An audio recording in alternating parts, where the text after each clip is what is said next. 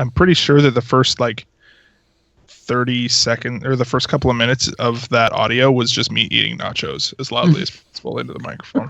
So that's what patrons. Nacho man. Okay. Exactly. Okay, we're good to go. Okay.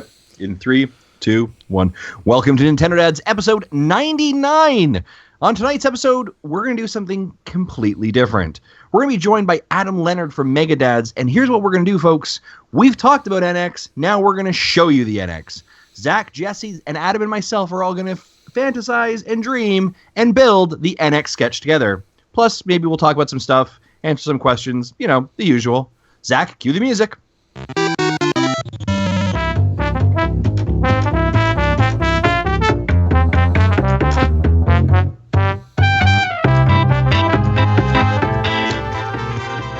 Hello, everyone, and welcome to another episode of the Nintendo Dads podcast. My name is Zach Erickson, and tonight is October the 12th, 2016. Joining me tonight for an evening of daydreams. Evening dreams? Justin Masson. What's going on, Justin? Daydreamer. Oh, not that much. I had some nachos and cheese from 7-Eleven, and I feel like some point in this podcast I'm going to be regretting that decision, and I may leave my microphone very quickly. Speaking of leaving his microphone very quickly and sometimes regretting his decisions, Jesse Waldak, VG Tribune, sir, what's going on? Pretty good. I don't have a comeback today. Wasn't expecting that. Yeah, well, you know what? There is no comeback from explosive diarrhea, which is that's just how it goes. I don't know. Unless you can convince some kid to run to the pharmacy and get you medicine, like in Tokyo Mirage Sessions. There you go. Interesting. Yep. Never go anywhere without Imodium. That's all I know. Speaking of someone who is better than 7-Eleven cheese, Adam Leonhardt. I'm also better than explosive diarrhea. I was going to use that one too, but I thought that just seemed mean. Of course you should be. It's kind of a compliment. First-time listeners of the show are like, listen, these guys are literally one episode away from 100, and this is the kind of talk going on right now. If you guys are trying to bring yourselves down to my level just because I'm here, you don't have to do that. Oh, okay. Then let's highbrow this back up, folks. All right. Nice. Right on. Well, I think right away we should head straight into. It's not really a news. It's more of our main sort of feature today, but we'll get into it anyways. Let's do it.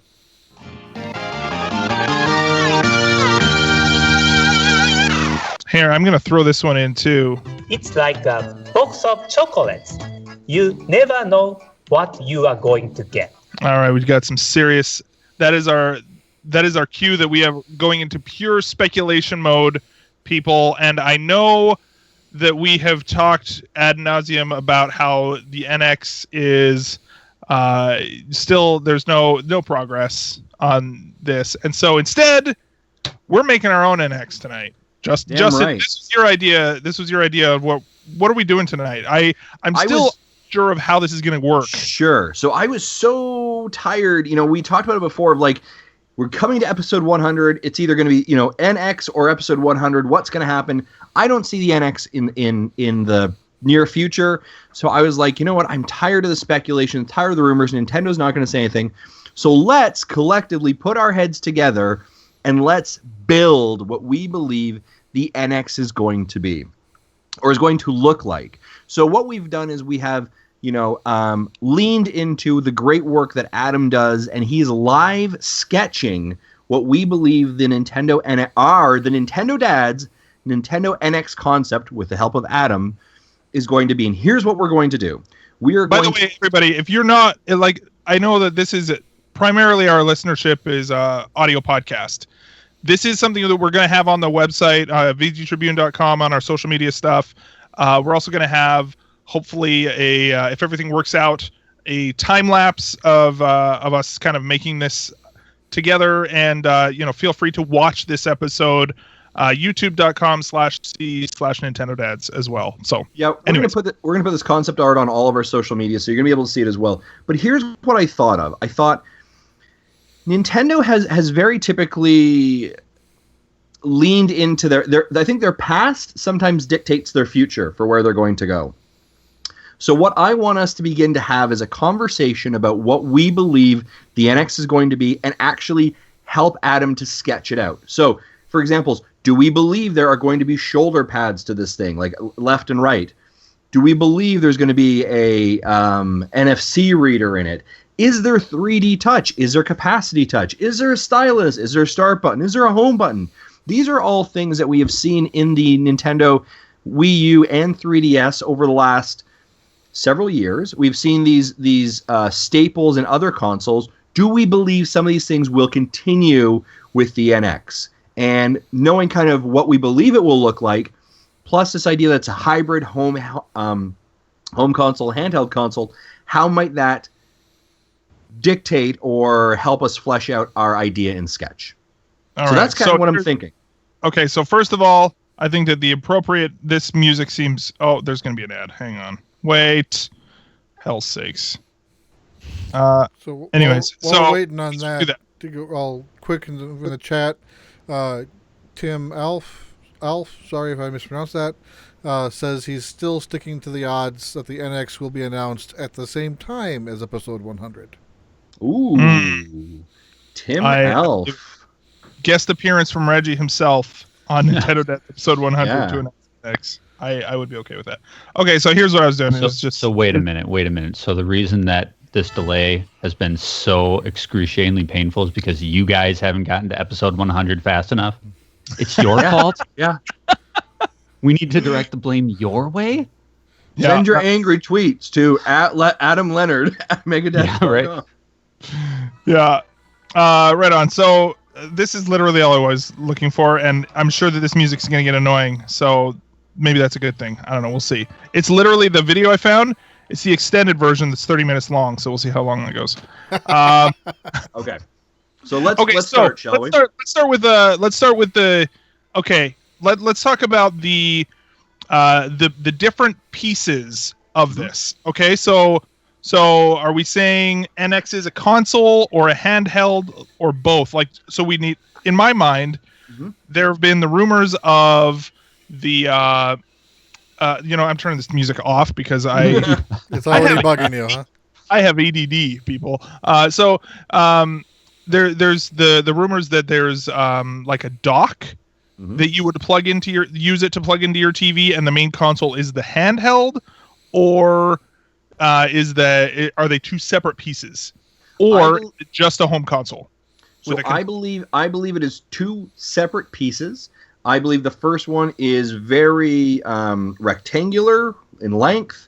I believe it's kind of almost, kind of like the parameters of either a 3DS or a Wii U. And I believe that it will be using almost like AirPlay to be able to project what you're seeing into your TV through like a dongle.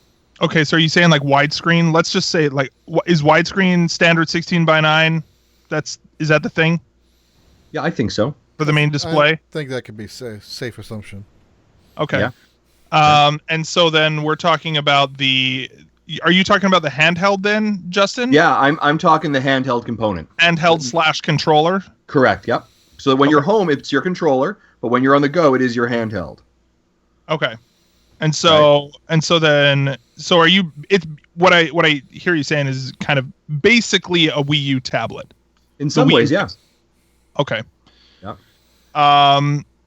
Okay, and so then that's the controller, and then what about the TV connected piece? I believe the TV connected piece is either like an Apple TV puck. Or a like Chromecast USB stick. Okay. So you think it's going to be a wireless? I think it's going to be wireless. Yep. That's okay. Pretty bold because I wasn't even thinking that. So here's the thing, you guys. This is a group collaboration. So if I am wrong, you tell me I am wrong. Here's what I'm thinking. I'm just going to throw this idea out there. You know the charging stand that the Wii U came with. That you actually dock the cord docks or plugs into the dock to charge your tablet. What if that was the sort of form factor that the TV piece had, where you literally just pop it into place and then and then you use some sort of an additional controller on the TV. Would that be? Where's the additional controller coming from? It would be like a Pro controller or something is an option. Okay, so it would be a separate purchase? Yeah, or that it. You know what? Yeah, what I'm thinking, I think I've said this before, is it'll be the initial unit will be the handheld unit, and then you'll have a docking station that is an optional purchase that attaches to your TV through your HDMI, and I think that docking station will then come with a controller used for when you're docked, but when you're not playing docked, you'll be using the system itself. Because here's the thing with using the actual portable handheld as a controller is that suddenly you have the Wii U problem where you have two screens, but you've got to design a game where on the TV you've got to design a game that works both with one screen and with two screens if it is going to be both. This has always kind of been like my apprehension of the whole portable and home console thing is, okay, so Nintendo has very, very prominently skewed their direction towards multiplayer. I mean, they've done it with Mario for how many generations now, where it's 4-player, it's 4-player, it's 4-player. And so to have this be some sort of handheld device, that's where I find like that's going to be their trouble, is how do they retain that 4-player in the living room kind of play if everybody's staring at their own screen or whatnot. And I really hope that they don't go in the direction that they did with Wii U, where they have like 3 or 4 different controller options, because that was a mess. Yeah. But I guess, wonder. Oh, so go ahead, Justin. I guess that's a good point, though. I like that thinking there, Adam. So, like, if we use maybe Jesse's model of you come home, you've got your friends around, right? We're all 4 of us sitting around. We want to play some Mario Party or Splatoon or something, or Smash. The system docks, and then once it docks and it recognizes that it's at the home base, it now has players 2, 3, and 4 now become optional to play, and you just have to either bring over your controller, or you have controllers there, and it's just a stock controller, almost like the Pro controller. I would say even like with that Pro controller, maybe the size, a good size, if it is going to be. I don't even necessarily think it's necessary that there's no multiplayer available. Imagine if it was a slightly larger screen than if the Wii U tablet or the Wii U gamepad remains about the same width and height, but it's a much larger screen within that, right? There's a lot more there. There's the gamepad has a huge bezel on it. And if you had maybe even controllers that are a little bit more on the portable side, what I'm really thinking is like the NES Mini, where they kind of plug in and it's about that size. And I don't necessarily think it's required that they plug in, but you have a little bit smaller of a controller, maybe closer to the NES controller with maybe a few extra buttons, and that way you can kind of huddle around. Imagine like a couple of kids on the floor playing this thing without having to be on the TV. I think that there's a balance between the two that could really work. If there was, if you have kind of a smaller sort of experience there where it's more portable. You can bring these little controllers with you and whatever, but but you also can use them on the TV. I don't know. Also, it's possible that secondary NX systems can be brought in to be controllers for a primary NX system that's docked. Kind of like how the 3DS can be an extra controller for the Wii U when needed. Right.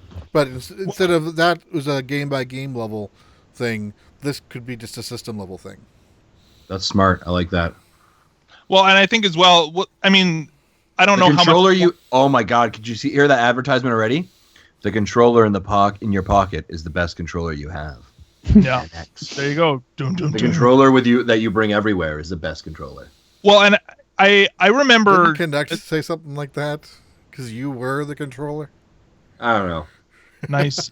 What's the Kinect? Kind of going back to that idea of with the patents that we've seen of the sort of modular nature of the NX, where it attaches to the side if you're playing by yourself, and then you remove them and they become controllers in their own right. I really do actually like that idea, because it ends up it basically, you have your controllers with you as you go, right? And so you could actually remove the side of your NX controller. Not necessarily that the whole thing is your controller. Well, I think I've interpreted those rumors a little differently, because the controllers that on the sides that can be removed, they still are connected through IR, supposedly. And so, in order for IR to work, it's got to be perfectly lined up. It's not like RF, where it's just a random radio signal. It's just a directed light. Mm-hmm. So, when it's docked, you may have to remove them to dock it, depending on the form factor. But I don't think those are the controllers you'd use when docked. Mm-hmm. I think they're just just kind of disposable controllers, and really, in case they do break, are easy to replace. Maybe and I'm thinking with possible swappable parts like D-pad or face buttons, depending on the way you want to play it. Right. And see, I'm thinking more of literally, if you were to snap that. I mean, if you were to, where it is, I'm not necessarily thinking practicality here. I'm thinking more of with that IR business. I'm literally thinking that that it is actually, for lack of a better term, like it's almost like Wiimote 2.0. attached to each side of the NX, and so you snap it off, and it is basically a Wiimote that you could then turn on its side and have it like an NES controller, or you can have it as an actual, just sort of like a Wii remote if you want. I disagree with the controller snapping off on the sides, because I think that's too many moving pieces that have too much risk to fully break. Okay. I mean, that's just me. Look at the rifts that Nintendo is causing. But I'm looking at this design already, and I'm liking the, this sort of. Here's my other question about this is, I'm thinking when you plug it into the TV, that you aren't using this screen on this at all. Correct. Right. That turns off. The only display is on the TV at that point. I think that the idea with the NX or with the Wii U, where you divide your attention between the TV and the gamepad, it was okay. It kind of had a couple of novel things, but overall, it was not that great of an experience. Maybe you can have it as a secondary display, kind of like in Pikmin 3, where it showed your map, things like that. But it's not going to. For the most part, it's going to be very much kind of a secondary display, if anything. So. Okay, so I think, Justin, you're saying you don't like the possibility of the side pieces. I don't. I mean, and here's the thing. I mean, if Zach, Jesse, you, and Adam agree with it, like, let's keep it in the sketch. I just don't think. I mean, if I'm being logical, I don't think that's what Nintendo's going to do. Okay. Because I think that's too big of a risk for the company. I think literally building out a compartmentalized, component-based device that has, like, if we're looking at the sketch right now, 3 different components, right? So controllers snap off, you've got your main piece, and then a fourth would be the base. I think there's too many pieces there that could potentially go for error or break.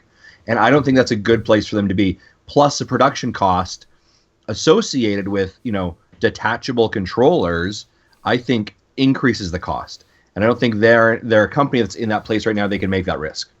Okay. Yeah, I was actually telling a story on our show a couple months ago where my Wii U gamepad actually recently kind of puttered out, where the analog stick did that thing where it's always pushing forward. Oh my gosh, mine is doing that right now too.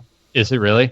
Yeah. So like I can still play games like Mario Kart where you're constantly moving because there isn't any resistance there. If I want to turn left or right, I can do that all right. But when I just let the analog stick go, my character or menu icon, which is even worse, will just go forward. Yeah, mine will do it for about another second and a half. It's almost like just there's some weird inertia for some reason. Right. So I called Nintendo up and they're like, "Oh, absolutely, we'll fix it for you, $150." And it's not like you can go into a Best Buy or a Target and buy an extra gamepad.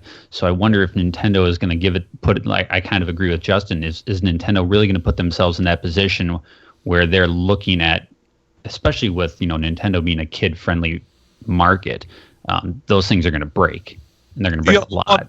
On the other side of that, though, like if they were literally controllers that connect to both sides of the NX, right, Mm-hmm. where they just kind of snap into place, basically the situation that you would be in right now, where it would be, go buy a new controller. Sure. Instead of replace the whole thing. Just the which extra might be a parts. $20 part. Right. Where instead of replace your gamepad, it's replace the Wii remote, right? Sure. And so, in that sense, making it modular might actually be fairly consumer friendly in that sense. But Yeah, it feels very Frankenstein. well, and again, I think that ends up more in, like, is it the fact that it feels Frankenstein, or is it that you don't, or is there a possibility that they could do it in a way that is actually they pull it off, right? I think there's a difference between the concept of having detachable controllers. I think there's a difference between that being a good idea and then also being one that might be harder to pull off but still possible to pull off. And it sounds like what you're saying is that it's a hard thing to pull off, but the concept The concept is sound, but I think hard to execute on. Okay. Yeah. And that's I would agree with that. Yeah. So now as we're And though, looking at this design, imagine if it snapped in nice and tight, right? Yep. Where these things here, I wonder, and I don't know if our design necessarily needs to reflect this, but I wonder if we would need to have something that is symmetrical on both sides, because you don't want to have to, now I got to go buy a left Wii remote and a right Wii remote, right? Yeah. Okay. You know what I mean? You'd want to have them both to be, which would almost necessitate it to be perfectly square, almost. You know what I mean? Because of the rounded edges on the left side versus Right. the right side. I wonder if that's what that would mean. Well, and you'd almost also have to mirror the function. Whatever buttons you're functionally putting on the left have to be mirrored on the right. Right. Right. Yep. So I think that's an interesting concern as well. Now, here's one of the things that as Adam's doing this. So what Adam, for those of you that are listening, Adam has just put on what are these sticks? Right. These are These are your thumbsticks. Yep. But I guess here's my question: is it thumbsticks as we traditionally think on the Wii U currently, or is it the circular pad like we see in the 3DS? See, I would love, this is just me, but I would love circle pads. And maybe make both. Maybe make both and let people choose. I think they're C pads. I think they're the circle pads like you, because here's the thing: if this is being carried around, this is being thrown in a backpack, thrown in your jean pocket, whatever, your cargo pants, whatever it is, then you need to have something that's relatively flat, right? Because the circle stick pads definitely make it more pocket friendly.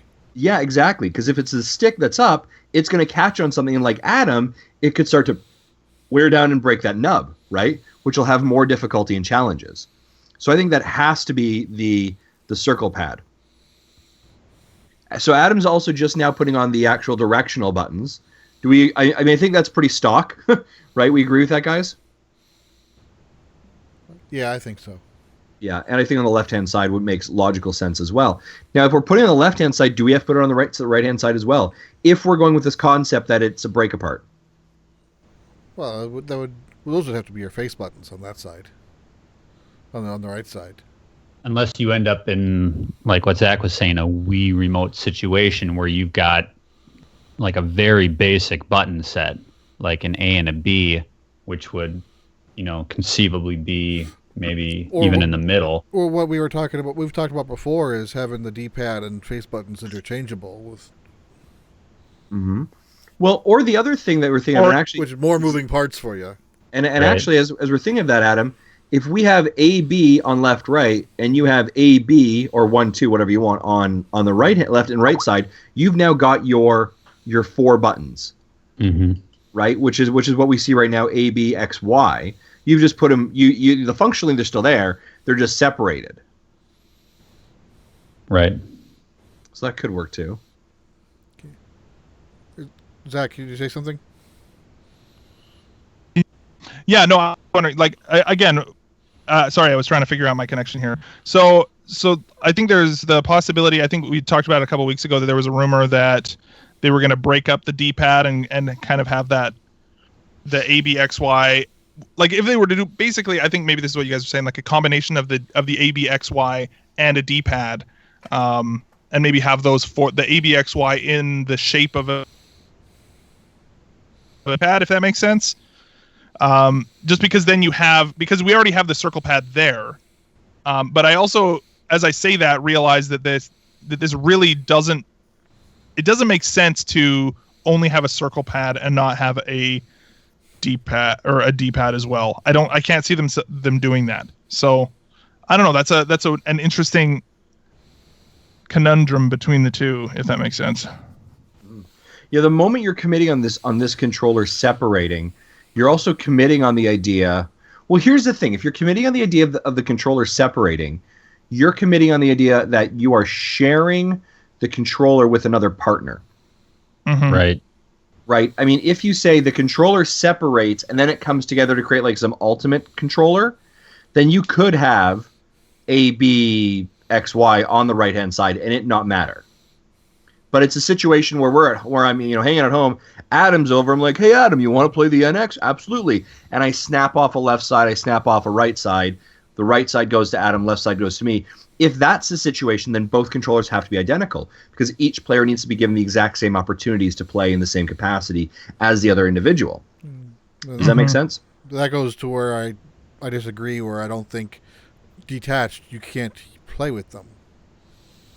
If they're and maybe we have like sorry, go ahead. If they're IR. Yeah, see, I think with this as well, like I'm thinking that you could basically have two different modes. You could have similar to what it is right now with playing with a Wii remote versus playing with the gamepad or a Pro controller, where if you want to play multiplayer, then it's likely that you're going to have to play Wii remote style, and instead of playing playing Pro controller, right, where it's designed for that sort of getting together as a family, working with having those controllers available and that functionality available, but it's not the only control option, period, if that makes sense. Mm-hmm.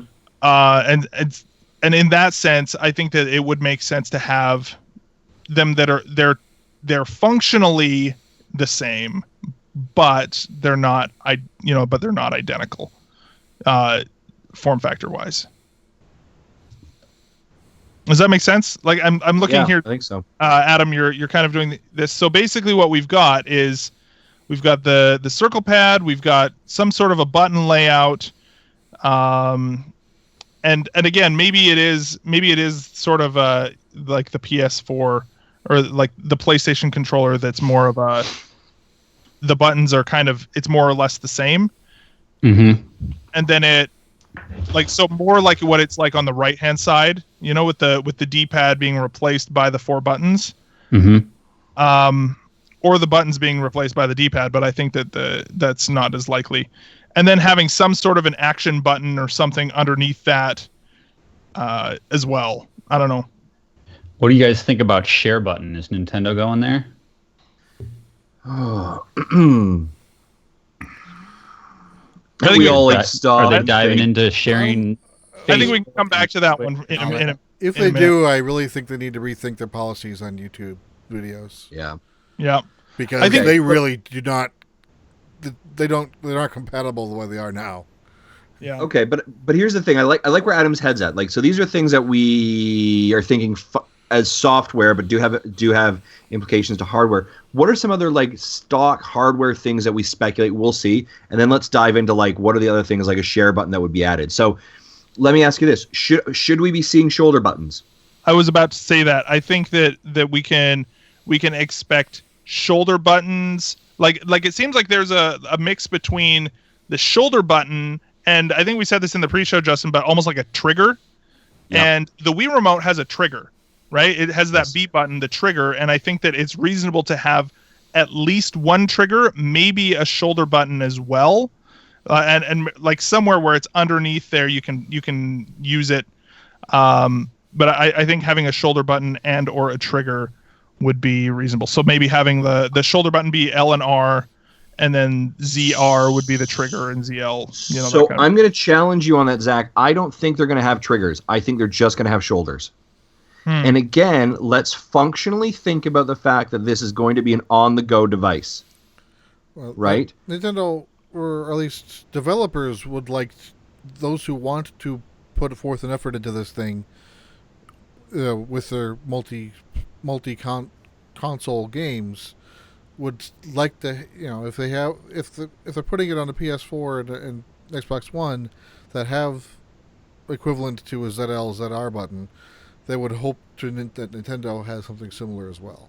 Right, they'll need some sort of familiarity or some sort of uniform. I'm hoping Nintendo keeps the 4 shoulder buttons.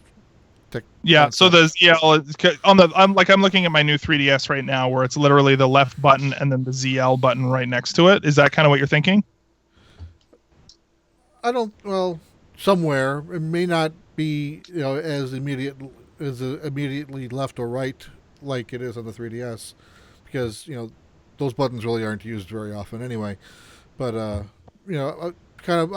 would probably be more comfortable if it was more behind the controller as opposed to on the top of the controller.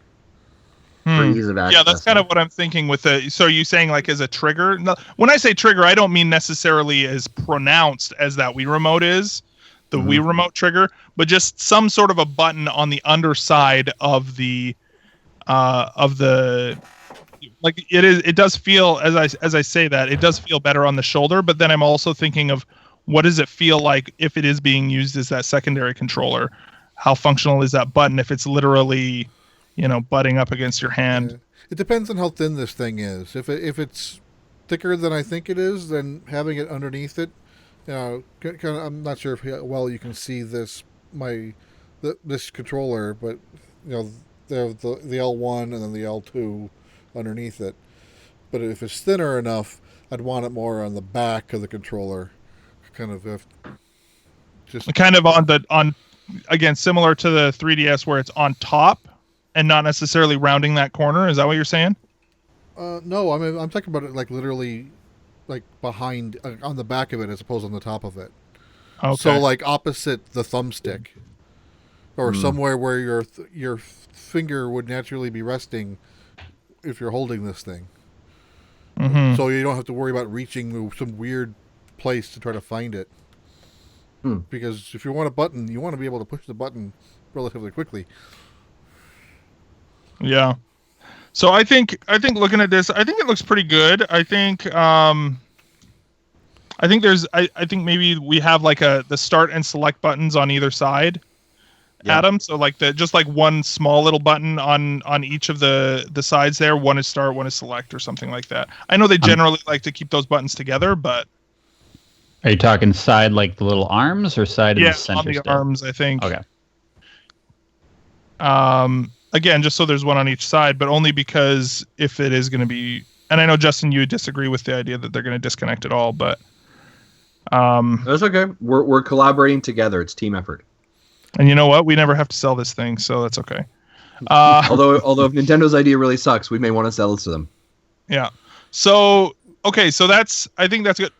I guess my looks one like question, a pretty nifty little unit being drawn. I like it. So let's talk about the centerpiece here that is, I don't know if we want to call it the display, right? Yep. Even if this is the portable display. This is the main unit. This is where all of the computing is going to be happening. This is where, this is the center of it. And something that I want to ask about the functionality connecting to the TV before we get into this a little bit more. I know we've seen a lot of patents as well as far as like modular add-ons for additional computing power. So you literally plug in, like we've seen things where you literally plug it in and suddenly it has more juice. It has more graphical power. Do we think that that's something that is, it's almost like if you go back to the 64, it's literally kind of like a plug-in expansion pack, right? From the 64 era. Mm-hmm. Do we think that that's something that's going to exist as well as part of that? Like, does the base have additional computing power and graphical processing, or is it all in this thing? Or honestly, if you ask me, the way the home console industry is going, especially with you look at the PS4 Pro and Xbox Scorpio, I think the industry as a whole is moving towards a different kind of life cycle for these things. So I think you don't add a port necessarily, but Nintendo's been doing this with 3DS pretty much forever. You just release a slightly improved version in like 2-3 years. Mm-hmm. Yeah. And so could they release a new base instead of a new display? Maybe a new base or another add-on component that attaches to the base. That kind of chain, you're building a chain of components that all work together. Mm-hmm. Richard in the chat asks about scroll wheel buttons. That was a rumor, kind of like right. Think of the old Blackberries. Sure, why not? You know what? Let's make those shoulder button scroll wheels. Let's do it. I don't have a problem with that. I think that's cool. I think that's totally reasonable. I don't think they're gonna do this like Frankenstein build another piece component to it. Yeah, I don't think we'll see these add-ons at launch. This might be something we see down the road. 2 or 3 years. It's very similar to we're seeing PS4 Pro 3 years after PS4. Mm-hmm. Right. So are you doing that right now, Adam? Are you doing like a side view of this thing? Is that what you're doing or no? I was just making a stylus. Oh, okay. Yeah. Cool. Oh, there we go. Nice direction for the next question. Nice. Okay, so do we suspect there's gonna be a stylist? I would almost think there would have to be. I mean, there has to be. Yeah, I think so. When you look at stuff like Mario Maker, when you look at other games that they have done in the past that require the stylist, I think the stylist is a must. I think we've seen them go that direction since the DS. We've seen it with the Wii U. We've seen it with the 3DS. I think that's an idea they're invested in and that they will stick with. And I think that's important to them for the touchscreen functionality. Here's my question about having a stylus. Is that every time that you have had a stylus in the past, the display has been garbage, right? Mm-hmm. Every single display that they have a stylus used on, the display sucks. So the bottom screen of the 3DS, significantly worse than the top screen. Sure. And then the Wii U gamepad, not a very good display on both accounts. Again, we don't have to sell this thing, but is that going to reduce the quality, like a really nice display that has tactile what's the word I'm looking for with that kind of touchscreen? Haptic feedback? I don't think that's the right word, but something more along the lines of an iPhone, right? No, that's capacitive or conductive or something. Types. I'm gonna Google this crap. Types of touchscreens. Capacitive versus resistive, right? So capacitive so a resistive is something like the stylus, right? Where it's literally picking up the pressure of the stylus on the screen, and that's what it's translating into data for the game to use. Capacitive is actually reliant upon, it's what your iPhone uses, a smartphone, and that actually is reliant upon electroconductiveness, right? That's the technical term for it. Yeah, and that's a capacitive. Which then does not need pressure. It doesn't need pressure. It just relies on the current, basically. Is a very, very rudimentary way of explaining that.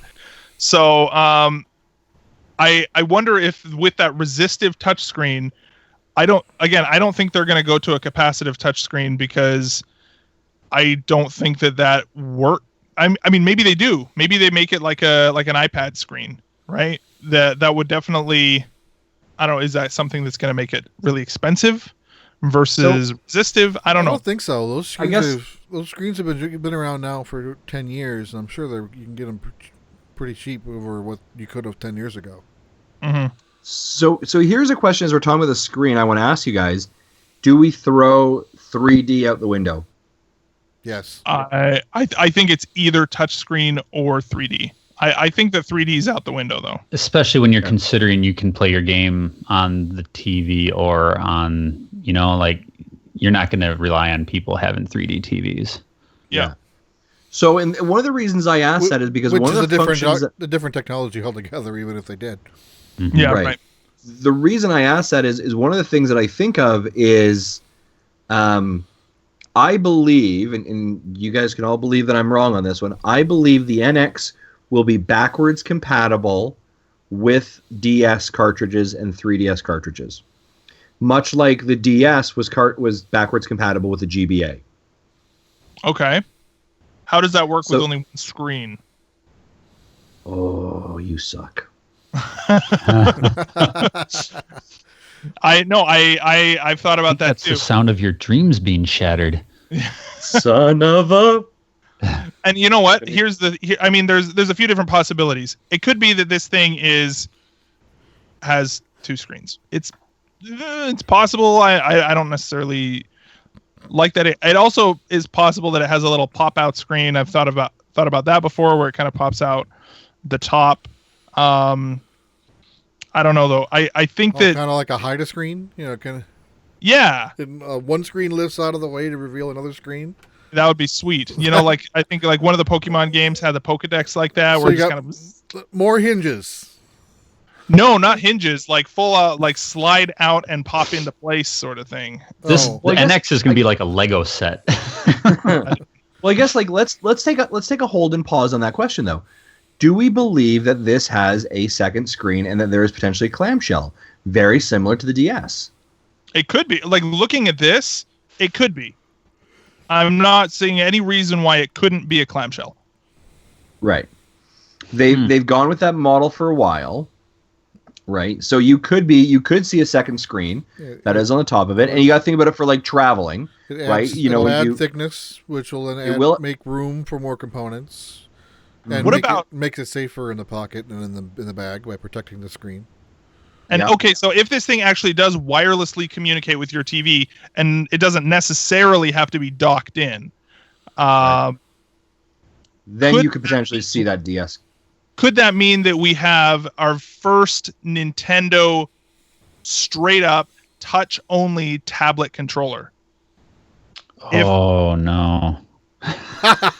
So it's literally just an iPad sort of screen that is doing all. It's basically a Nintendo iPad. Do you know how much faster that would have been to draw?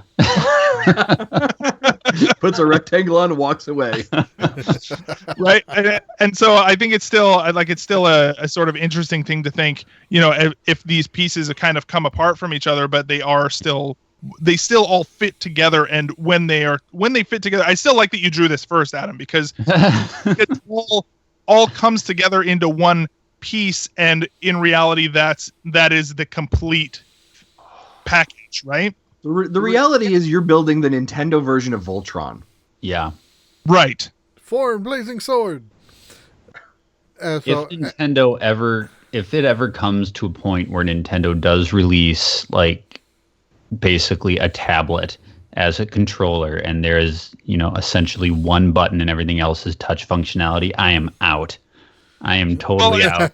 Well, here's the thing though is that it if it were just an option as a controller, and that these side pieces are still intended as the controller, but in a sort of multiplayer situation, the gamepad, for lack of the tablet, the screen part of it, the display, functions as a controller in its own right, to specifically have somebody with the stylus doing that as an option. Mm-hmm. This is getting the reason why I feel like this is both getting really convoluted, and sort of like you were saying, like Voltron-y, Justin, but also Nintendo's done that before. You know what I mean? Like, as far as like, this also seems weird enough that Nintendo would do it. And so like, I truly believe that their past dictates their future. That's why we're doing this experiment, because what they've done last 10 years will dictate what they're going to do, or they're going to announce to us in the next couple of months, I think. Mm-hmm. So, another Adam in the chat says it could be a software thing where it can display both 3DS screens on one NX screen.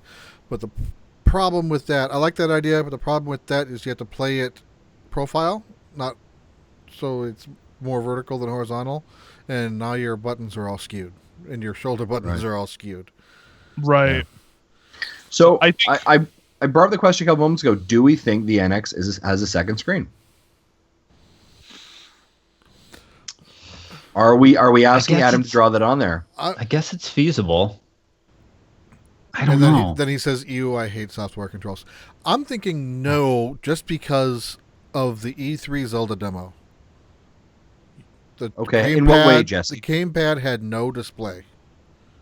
Okay. Yeah. Mm. That is a compelling. Well, an earlier build did, like the Game Awards in 14. Uh-huh. The gamepad was used for the map, and they, Aonuma and Miyamoto was poking fun at each other with it. But at E3 a few months ago, that was gone. Mm-hmm. Interesting. I think that it's. Okay, then you know what? I'm okay with that. I mean, like, I'm just challenging it, right? No, So, here's the thing: is that I do kind of. I want it to be backwards compatible, but I don't. I think that it shouldn't have to be. But you're only backwards compatible. I know that's the problem, right? Is that it needs to have two screens to be backwards compatible. This you're discussion that we're having right now is exactly why Nintendo has been taking so long, because they've trapped themselves. I mean, essentially, they've built up this way of doing things for so long, and they want to merge these two worlds, their home world and their portable world.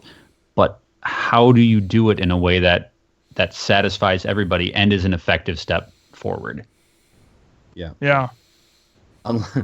Yeah, and because I mean, here's the thing: is I truly believe that the reason that you're seeing something like Super Mario Maker, Yoshi's Woolly World going to the DS is because that cartridge will then be backwards compatible with the NX. Because obviously the disc won't be from the Wii U, but titles that they had success on the Wii U will get a second life on the 3DS, and that content will be backwards compatible to the NX. Oh, that's something I hadn't thought of until you just said that, is no disc compatibility at all. So Wii, no backwards compatibility at all. And so what you're saying is you're trying to salvage the backwards compatibility on the handheld side. Correct, because they're going to salvage some of their content there, right? So they have I think Mario Maker is a great example. You have a stylus, you have a touchscreen. You're going to tell me they're going to release another Mario Maker?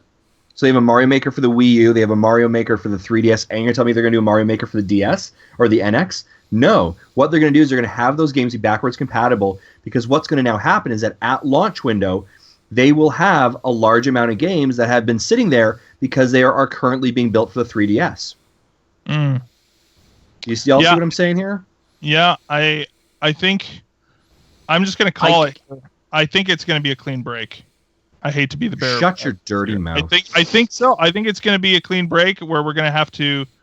I don't like saying it, but I think that's the case. I think this is why. Because I think this is also another reason that they're going back to cartridges, and I bet you the cartridges will be very similar to what the current DS 3DS cartridges look like. I think that's a fair bet. I think that's fine. I don't know. Could it be backwards compatible the moment you plug it into the base station? So the base station has a disk drive? No, it activates the backwards compatibility of the 3DS. So in other words, there's 3DS hardware in the base. Right. So what I'm saying is that the moment it's activated, the bottom screen of the gamepad that we're looking at currently shows like the bottom screen of your. No, that wouldn't work because of touch capacity. Never mind. I think you're onto something. And the bottom screen is what is a touch screen anyways, right? And so the bottom screen is the bottom screen of the 3DS. Top screen is the top screen of the 3DS. It's probably going to look like garbage on a big screen TV, but I think that's a possibility. The only thing is that that's not appealing to me because you want to play your 3DS games on the go. You don't want to only play them on your TV. Yeah. So exactly. I think it's either a clamshell with that screen to do backwards compatibility, or I think But yet, ironically, Zach, where has Nintendo released the DS games as of late? Oh, That's on terrible. the, say it with me. It's terrible though. On the Wii U. Okay, so I think we need to commit. We need to commit here. Are we going clamshell or not?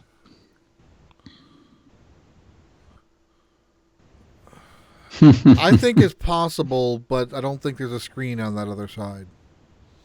I think it's more of just. It's just a lid. I think it's just a lid. It's used to protect the controls on the screen when it's pocketed or bagged, and it might have additional electrical components or battery storage. You know. For. Do you want it to be? Do you want it to have a screen on it? I do. Definitely is a knife to have, but I don't think it's happening. I kind of do too, actually. I kind of want it to be, and Adam, it could even literally just be that the clamshell just covers up. I don't know. It could either just cover up the screen, or it could cover up the whole thing. Oh. Either way, That's but interesting. just to have that screen there. I guess if you're figuring those things detached, then having it just cover up the screen would make a lot of sense. Mm-hmm. Yep. And I think that the bottom screen is going to be widescreen anyways, regardless. But do they want to? Okay, do they want to commit? Do they want to commit to having that top screen for all the games? Because I don't think they do. I don't think. Yeah. I think someone touched it here, and it was mentioned twice in the chat. But we can, if the TV is the top screen, the NX is the bottom screen. But of course, if it's only can use the TV if it's docked, unless it's got the wireless thing going on, which I don't think it does, because the Wii U works because you're doing wireless transmission of 480p display. This is the other way around. You're trying to transmit 1080p display. I don't think it'll work right yet. I don't think we're there. Right. But so in order to get to the TV, it's got to be docked, and if it's docked, you can't hold it. So I don't think that'll work. Yeah. I think here's the thing. I think the moment you go home and you decide to play at home, you drop this into the base station like Adam has created there, and you now basically pick up a different controller and you play. And it converts it to recognizing that the bottom screen is no longer available, and it reformats whatever it is. Remember, they've talked about the NX being like an operating system. I think that's exactly what I said a half hour ago. Yeah, sure, whatever. Yeah. Listen, nobody likes a smartass, all right? So the dock comes with its own controller, is what we're saying, like basically a pro controller. Yep. Yeah. Yeah. Okay. Do we think this thing maybe can make toast? Should I draw like a toaster? Yes. Okay. Let's It looks like Mario, and it burns in an image of Mario in the Are we bread. committing to a top screen for backwards compatibility? I think we are. It's what we want, but it's not Top necessarily screen. something we think is realistic. Is that fair? I think so. Adam's like, you guys are ridiculous. I hate you. I'm like, oh my god, this is the ugliest thing ever. It is definitely becoming that Frankenstein monster thing, right? The Frankenstein device. That's okay. Okay, so having said that, Adam, you asked a while ago about the share button, and I think that kind of any other additional buttons on this, what we maybe call the actual main display unit, that's doing all the processing. We say the cartridge is going in, that in that centerpiece there. You kind of show that going in the back. I'll probably move that if there's a hinge on the top there. Maybe. Where does it go in on the 3DS now? Is it in the top? Is Bottom it in the left-hand corner. Bottom left-hand corner, yeah. Bottom left-hand corner. All right. Let's stick with that. Okay. Adam, and I know you're moving going into the controller now. Yeah, you're in the controller. Oh, well. Maybe like right. Yeah, there you go. Yeah. Just for clarity, Adam, that circle button kind of underneath this bottom screen, is that like a home button? I kind of left that open if that would be a home button or a camera or a share button. You guys tell me what you want. I think there's definitely some form of home button. Yeah. Do you want the home button though? Again, whether it's that big or not is the question. Right. Maybe we have what I can maybe see is if we were to picture it as far as like the left side of the screen and the right side, like down the middle, the having maybe like the NFC scanner on the left and a couple of different functional buttons on the right or something like that.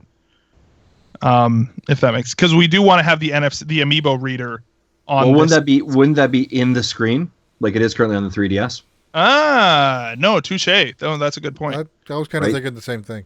No, that's a good point. Yeah. So we'll have to. I guess we'll have to write like NFC dead smack, and we know and here's the thing we do know. We know that the NX has NFC in it. We know it has an Amiibo functionality. They've talked about Breath of the Wild being that. That is a thing we know. Yeah. Yeah. No, I think that's totally good. I think it's good right in there. Scan that Amiibo. So I think having a share button makes sense, and I think having a home button makes sense. Yeah, I love that idea of a share button. Yeah. Except they're going to have some weird Nintendo thing to it. Nintendo-esque shared button. And here's something as far as branding goes, and I think maybe this is something we kind of get into later. I really like the idea of them really leaning into their IP here. So like if they have that button, freaking like make it a Mario star or something. You know what I mean? Or a mushroom, or you know what I mean? Like where it's a little bit where they have a little bit more, get a little bit playful with that kind of stuff. Make it bright colors and things like that. I know we're like wireframes right now, but you know what I mean? Like let's make this thing exciting and playful and really remind people that this is Nintendo that is making this, and that this is something that is fun and not just this. I don't like the idea of them making a device that is super sleek necessarily, and I think there's a balance between being mass market appeal. Like I don't think everybody wants something that's super kiddie and playful or whatever, but having something that's both, like I want to see red in this thing, I guess is my main, like that nice new like that Nintendo red.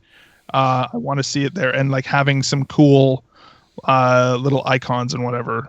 It really makes you wonder which way they are going to lean, because you know they want to have a nice, simple, sleek product. You look at the way the Wii U looked, but like you said, they're also, they need to recognize where their base is. And you look at the GameCube, which literally was shaped like a lunchbox. Like which way are they going to go this time? Yeah. Well, and not only that, but like, I don't know. Things like the new Galaxy style, new Nintendo 3DS XL make me worried about stuff like that. Yeah. I'm like, oh man, if this comes out and it's got freaking nebulas on it and stuff, I'm gonna go and.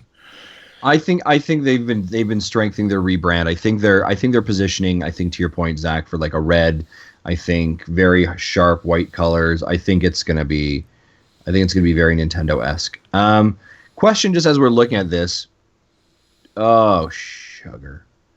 I'm just thinking here out loud. Do we have a camera on it? Do we have a microphone on it? Yeah, I think a microphone could easily just fit. Like on the 3DS, it literally just fits along that bottom edge. Yeah. Right. Like I think that's not a problem. What about notification lights? I think that's your home button. Well, if it's closed though, like I think it needs to be visible. It's closed. On the outside, yeah. So like on the 3DS, where like on the top right corner there. If there's some sort of, or on the, I guess the other option is maybe along the bottom edge. Bezel? Like right on that bottom right, yeah, right where you're pointing there, just kind of having a couple of different indicator lights. The 3DS has the power button, or the power light, the charging light, the Wi-Fi light. I don't know if we need to have a Wi-Fi light. That seems weird. But like a basically, what I'm getting at is the idea that Street Pass is going to be in this thing. Yep. Okay, so let's stop there. Will Street Pass be in this? Yes. I think so. Jesse. Okay. Adam. I have no idea what that is because I don't have a DS. So yes. Oh. Yes. Okay. Really? So I would also. DS at all? The last portable that I had was a first generation Game Boy. DS. Oh my gosh, dude. Yep. You're blowing my mind right now. Welcome to 12 I years just- ago. Yeah. I don't know. Can we write in the screen there Street Pass? When you get a chance there, Mr. Adam? Perfect. Yeah, I agree. I agree Street Pass will be part of it. I think they've invested a lot of money and a lot of time into that, and it's part of their brand. That's all about the social sharing, which is what they are big about. So I agree as well. I'm noticing this, by the way. What are the dimensions of this thing? Oh, who knows? Or like as far as like how wide this thing is, if it's literally two Wii, like I think these are definitely smaller than Wii Remote, obviously. Right? But like that's literally sort of the concept we were going for, and that's what I'm looking at this now, and I'm like, oh my gosh, this thing is enormous. This is a rough concept right here. You know what this is, guys? This is the Wii U gamepad. This is the exact same dimensions as the Wii U gamepad. So this is if a Wii U and a 3DS had a baby.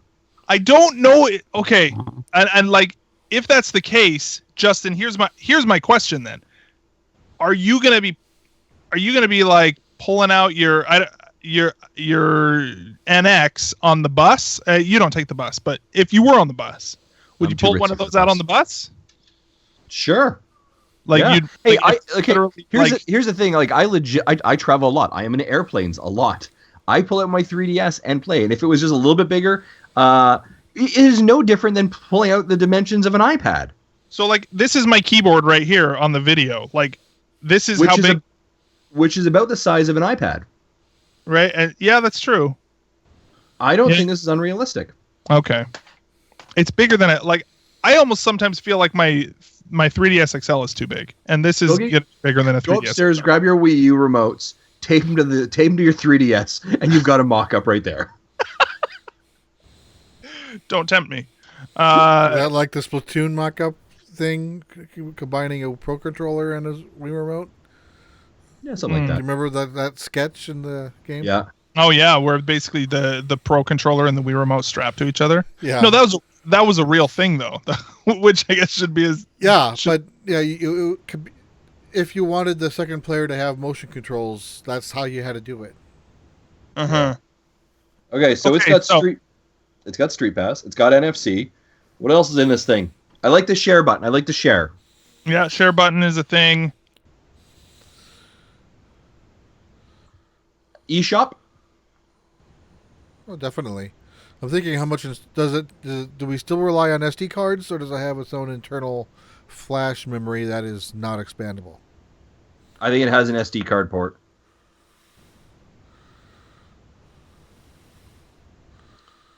Jesse, how's everyone in the chat doing? Any commentary they have so far? Oh, let's look. Or they all leave. They're like, "This is the worst episode ever." Adam says, "I think adding the whole second screen for the sake of 3DS compatibility is a bad idea."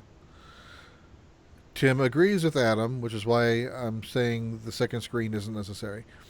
Tim asks, "What speakers?" Ooh. And says about the size of an iPad Mini. Yeah, Adam did draw the speakers. They're down by the AB. They're in a terrible position though. If those things detach, I would have to move that. Yeah. Yeah, I don't think he wants speakers. Oh, hello. Can you hear me? Whoa! Hi. Wow. Is that loud? That's crunchy. Crunchy? Yeah. My whole computer just died, so that's good. We'll need the backup. Yep. Anyway, okay. Can't hear you, Zach. Okay. Anyone still there? I'm here. All right, Adam. Nice. I Is like it just Thanks, you and buddy. me? But yeah, No, Jesse's here too. yeah, if the controllers are IR controlled, then I don't think there's any way to get quality audio out of that. So, yeah, I agree. I like how you positioned it here now. It looks like a cat's whistle. Okay, I'm back. Yeah, it's the cat Mario. It's the Mario aesthetic that we were looking for. Is that the speakers, by the way? Yeah. Yeah. Nice. I like it. So yeah, I'm literally just gonna be on my phone for now. We'll deal with this after. What else? Okay. What else are we missing? Nice. Okay, so let's think. I think this is good. So, is there anything else for the before we move on to the base? Like, or are we happy with the base? Wow. Oh, Zach, bad. That was beautiful. Zach, bad. Is he a cyborg? Good. Video off. Okay. What was your question there, Zach? Before you decided to become a Cylon? What do we have as far as the, like, are we happy with the base, or do we want to do any more conceptualization with the base? I think the base is pretty solid. Adam, what are you thinking as the artist? Well, I don't know. I guess it kind of depends on. I mean, if we're thinking that the bulk of this is the unit itself, then the docking station is probably not going to be very elaborate. I put some player 1, 2, 3, 4 lights on there, for the idea that other people would bring their NX in, but you're probably not going to have much more on there aesthetically other than like a logo. Yeah. They're going to keep that probably pretty simple. Richard in the chat asks if it has haptic feedback, which I think that was possibly one of the rumors. But that would that'd be in the controllers more than the screen, I would hope. Yeah, that would be definitely, that's what it seems like to me too. Is that the force feedback, the resistance on the sticks, or what is that? Yeah, or sticks or the button where you can push it and it seems like they're pushing back. Right. Yeah, like the iPhone 7, the home button is an example. So that would just be some sort of that would be some sort of a vibration mechanism underneath the touch screen or within the controllers, right? That's really all that is like a really small, fancy rumble pack. Yeah. Just much like the watch has it in it. Right. Yeah, I think that there's a reasonable sort of like high-tech rumble feature. Yeah, Adam asked about card slots or USB ports in the dock. I'm thinking no. I think there will be a USB port in the dock. Oh, by the way, I think the display part has an SD card slot as well for storage. Whether that could be similar to the 3DS right now, that you open up behind the display or whatever, and you take the back plate off and take the battery out, and that's where the SD card is. And then I made this, said this once before, and I don't think anyone liked the idea. But the only reason why you'd want USB ports in the dock is to have an external hard drive to store your the majority of your library, but you can't store on the handheld itself, but you have to be transferring files back and forth. So either you're willing to do that, or I don't think USB ports on the dock makes any sense. Well, I think they'd have at least even the Apple TV has a mini USB port for service stuff. And both the Wii U and the Wii, like even the Wii has 2 USB ports on it. It also has USB ports for things like the Smash Brothers, like the GameCube adapter thingy. I think that they put it in there just future-proofing, to look at it, and I think that they could definitely. There are potential uses for that, and also for things like the modular upgrading system. We've seen a lot of going back to that patent stuff where you plug in the extra extra. I suppose some games could use a graphical power. Or not. Yeah. Adam, I love what you're doing. This is really backwards compatible. This is Adam's dream right here. Nice. I like it. For those of you that are listening at home, it is playing Super Mario Sunshine on the Nintendo NX. Yeah. I like it. Okay, so let's move into. Are we happy with the hardware here? Are we going to use this image when done as the show art for the article? Yeah, and Yeah, we'll put it in there, and we'll put it in the like on Facebook and all that stuff too. Is there So Bluetooth okay, so let's move compatibility? into software for a sec. Well, Zach, you're getting horrible again. Mm-hmm. Richard asks Awesome. if there's Bluetooth compatibility. I'm saying yes for the alternate controllers when you're docked. Or if you mean for other Bluetooth, like maybe a Bluetooth headset or... Oh, that thing needs a headphone jack too. we keep adding stuff in there. We're not going to pull an Apple here. I think.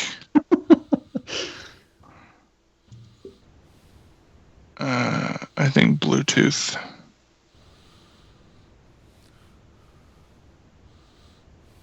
Okay. I'm going to ask, do they continue with the Miiverse? No. Yeah, I don't think so. I say overhaul, complete overhaul. I think what we see is a combination of like Street Pass and Spot Pass and Miiverse, and all of that stuff gets is basically boiled into My Nintendo 2.0. Yeah. So all of that stuff is integrated into My Nintendo, and they like even Street Pass is connected to My Nintendo, I think. All of that stuff. And it's also available and accessible online. I don't necessarily think Street Pass would be accessible online, but Spot Pass would be. I think that we're really going to see a big flush out of the My Nintendo stuff come the arrival of the NX. So, I mean, they've already said a few things and given us a few hints about My Nintendo. My Nintendo is going to basically be a sort of persistent online account that keeps track of your friends for you. So I think that's a safe bet. And I think I think that the save, what are we saying here? The save states, the cloud saves. Yeah, that's what I'm looking for. Cloud saves are another piece of that. And I think that the My Nintendo could have some element of, I don't know if they're going to do the social thing with Miiverse again, but maybe. I don't know. What do you guys think? I agree that I think it's going to have cloud saving. But why are you cloud saving? Why wouldn't the save just occur locally? Cloud saving would only be required if you're needing to pick up another device. But they've specifically said that cloud saving is going to exist. So, for example, a reason why a case in which cloud saving could be useful is in the new Animal Crossing game for iPhone. You could cloud save your game, and then your Animal Crossing NX game could access that cloud save data. And so there could be some cross compatibility there. Just as an example. Fair. That's a good point. Okay, so there's cloud saving, cross. Okay, yeah. Yeah, I think I would agree with you, Zach, that they're gonna roll everything into my Nintendo. Okay. I just want to. Okay, I'm gonna duck out. I'll be right back. Okay. Trying to think what else. I think I'm kind of liking this. I'm also kind of afraid of it. I know, it's like the more that goes into it, it's just a freakish machine, isn't it? Yeah, but I mean, again, this is kind of the point. Like, we know Nintendo will do specific things, right? We know it will do an NFC reader, so there has to be space for an NFC reader. We know that it's so. That's kind of a little bit of the speculation, a little bit of this task is to kind of play with those ideas, right? Right. Jesse, what about yourself? What are your thoughts? I'm liking this, but I'm kind of. I feel like I'm going to be disappointed if this isn't it. And you know what? Add this out at home and just make believe. Exactly. Adam, I love the I love the fact that you're putting up your like Street Pass eShop feedback, because it will provide us really a checklist for how right or for how wrong we are. Make a bingo card out of this. Yeah, basically. Yeah, upgrade my Nintendo, NFC reader, Bluetooth, right? Backwards compatibility, stuff like I think it will become our checklist of how right or wrong we were. So. Richard says, just imagine the Nintendo I'm war room back. for developing this. And Okay, I'm back. Good. Good. Tim says backwards compatibility may call for Nintendo to keep Miiverse and Street Pass. Again, I'm not really counting on backwards compatibility. I think on some you got to cut your losses here. Yeah, it's definitely it's one of those. It's a nice to have, but I'm not holding my breath on that one. I don't think Miiverse. I think is. And obviously, I think the other thing that I don't know if we even need to say it is it's internet capable. Yeah. Well, it has to be.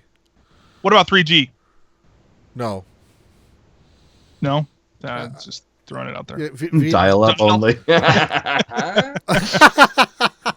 Vita tried 3G, and you saw how well that worked. Yeah, that didn't work.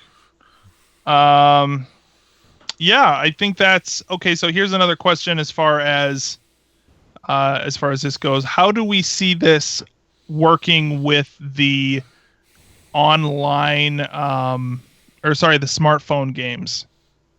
What sort of do we see this thing being able to play the smartphone games, or does completely separate? Separate? Yeah, I think you could do something on. Too. I think you could do something on your smartphone that would have an impact, and that's where that cloud saving functionality comes into play. So you could do something on your phone, and it has an impact on your Animal Crossing thing. But I think it's two separate areas and platforms. Because you're not going to want to play Super Mario Run in one direction when you've got actual Mario. Yeah. Although I can see that if you want to play it on your if a kid wants to play it and doesn't have a phone, maybe they do. I don't know. Mm-hmm. Or maybe there's an NX version of it, right? Where they develop the games so that there is an NX version of this game of Super Mario Run, and there's a regular one instead. I don't know. We're all going to be really bummed out when the NX is a phone. Yeah.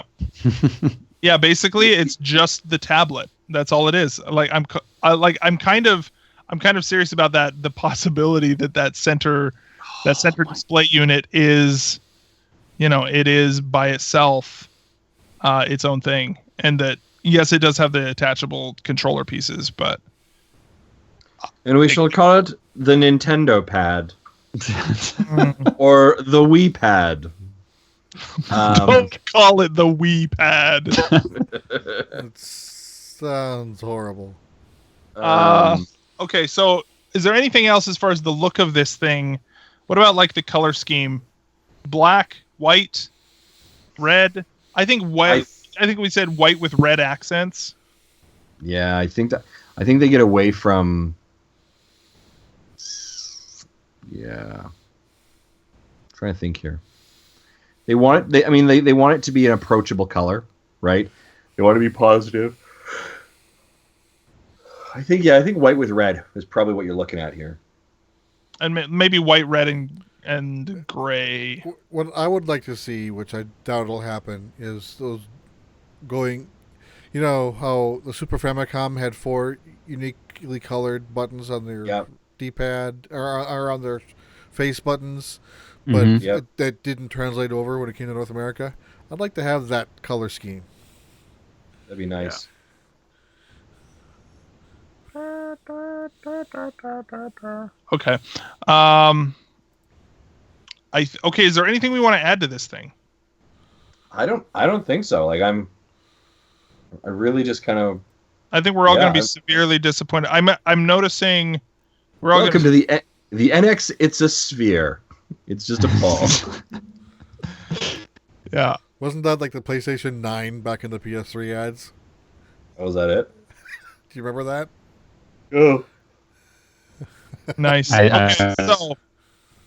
Is there anything else we want to do before we wrap a bow on this? Like, how are we doing with this, Justin? How are you feeling about it? I'm feeling good. I think this is really, like, the more I look at it, the more I want this to be real. The more I have some functional concerns, but more questions also. I'm feeling okay about this. Zach, I'll go back to, what do you think? I think I'm beginning to see why you were saying that you're not a fan of the Frankensteininess of it, you know? Sure. I want it to be like, again, there's a balance between having this thing be like, there's got to be some sort of a Goldilocks zone where it is big enough to warrant being a multiplayer thing with its own screen, but also small enough to be portable. And I think that there is a balance there somewhere. I'm not sure what it is. Like, I'm not sure where that is, and I wonder. I'm as I look at this, I like it. I'm not sure. Like, it's that top screen that gets me. Like, if we were to get rid of the top screen, I think it is really the top screen that gets me, as far as, like, if this was just the bottom without the top screen, right? With just the bottom piece there, that almost seems like it would be worth sacrificing in order to have it be more, because that thing, I hate to tell you, I've got kids, that top screen, the way that we've designed it, it's snapping. It's gone. There's no way that's going to last. So, do we want to go over like some of the rumors that I found on Reddit, or are we going to wait till next Sure. Let's talk about those rumors as Okay. Adam's kind of putting some final touches And on we it. can let them know that they are either right or wrong. By the way, Adam, I'm noticing as well that the headphone jack is currently plugged into that controller. I don't know if that's... Oh, snap. There's no real estate on this thing, man. I know. There's so many things. Every single square inch of this thing is covered somewhere. Which is why I think it's right on not. the, maybe right on the bottom, like right under the home button. Yeah. But, coming out of the back, the top of it might make more sense for that, because I've never liked that coming out of the bottom. That's always been uncomfortable for me, because that's where my arm wants to, my palm wants to rest. I don't know. Anyway, so the rumors I found on Reddit. This was posted 4 days ago. It's kind of broken up into marketing, how possible bundle, and how it is packaging, and then features and specs. So marketing wise, there's a phrase seen on a poster is interact with your game on the go. Okay. I think we've built to that. Sure. Okay. Strong co-branding effort with a Mario launch title on many posters. Like Mario Sunshine. Yeah. Console is currently set to launch with at least 4 titles on deck. Because of backwards compatibility with the DS. No, that would be that's Wii U. Yeah, but pretty hopeful thinking. Yeah. By the way, is this home piece here, Adam? Is it going to be? Can we make it white? Is that possible? The base? Yeah. Yep. Just so that it matches. I'm most that way. It doesn't match the thing. Yeah. Stores should be receiving demo units around February. And the base price point seems to be sitting around $299.99. I think ours, I can see it being $299 with the base. Right, which is kind of what I said before. With this whole package, so it basically comes with the NX console, which we're going to call, like, the console is actually, like, we call it the 3DS console, right? So, like, the actual 3DS unit. So the NX unit and the home base, we can call it the home base, I don't know, something like that. And that includes the two side controllers that are part of the actual unit, the stylus, and some sort of a pack-in game. Okay, so there's a possible bundle option the contents of the bundle is currently unknown, but the bundle price is sitting around $399.99. An extra $100. So Oh, we get something for an extra $100, but we don't know what that is. So yeah. if it ends up being $300 without the base, but with the part of if the base is part of the bundle for $400, that's getting more than I wanted to spend on it. Though I'm definitely spending it anyway, but it's still more than I want to spend. Mm-hmm. Okay, packaging. The packaging for the NX will be slightly larger than the Wii U's packaging. Which I don't think that I don't understand why it would be larger.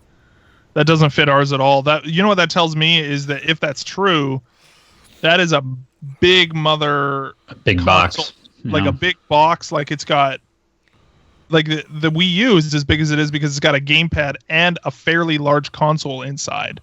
Mm-hmm. Yeah. Yeah. Okay. The packaging is relatively clean and simple and is similar to the Wii U in terms of package design. Sure, whatever. I don't know what that means. So it's but like the graphic design on that box is literally, it's like a black box with a white U on it. So it's not a blue U on it. It's not like the Intellivision boxes where the back of the box literally has about 40 different game screenshots plastered all over. Yeah, it's not good. Yeah, no, it'd be very clean. Yay 80s marketing. You could like literally like a red box. I'm imagining like a red box with an NX on it or something like that. I don't think, and of course NX isn't the actual name, but Right. The color scheme for the packaging is white and blue compared to the Wii U's blue and black. The packaging still says NX, however, there is still no indication if this is a placeholder or the final name. That can't be the final name. I hope not. Yeah. The areas of the packaging that would usually depict the hardware were blurred and redacted by Nintendo in an attempt to keep it hidden. Oh. okay. And then as for features and specs, there's a big paragraph here. It's all crossed out, but was just drilled down to games will be on cartridges. Okay, yeah, that's been established. 4K streaming has been mentioned. That's video streaming likely, right? Yeah, like for like Netflix content and stuff. Similar to what the Xbox One S is doing. Right. But Okay. the gaming itself won't be 4K, but 4K content can be available by it.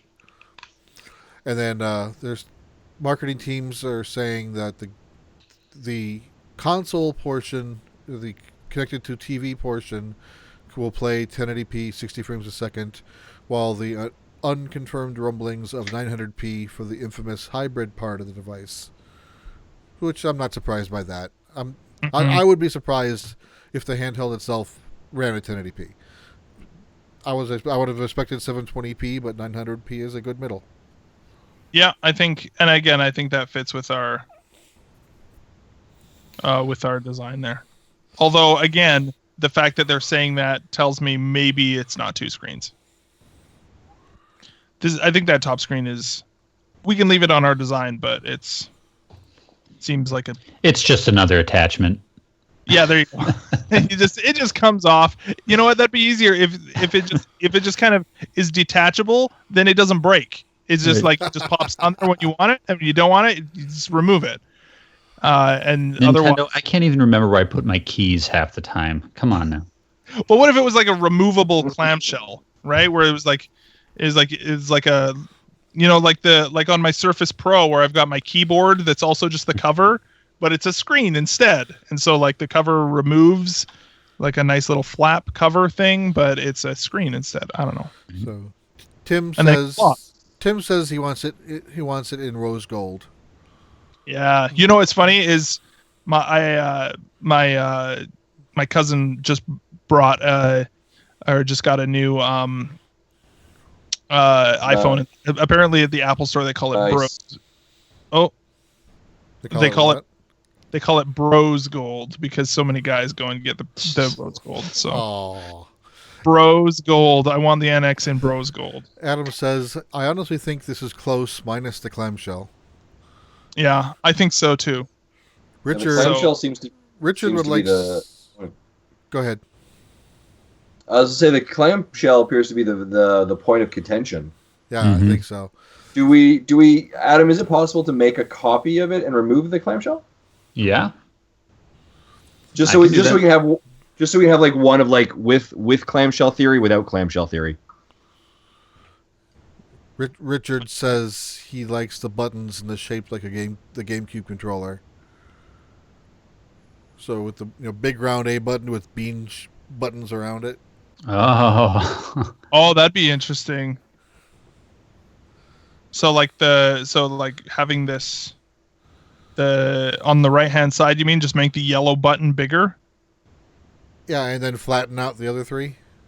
The only problem with that is that if these are going to be treated as separate controllers, that doesn't work as well in a horizontal position. True. In the landscape position. It's just another attachment. Yeah. It's interesting. Like you could have like a bunch of different potential connections and stuff, and they've kind of said that too, right? Where you've got interchangeable controller pieces and sort of mix and match whatever you want. So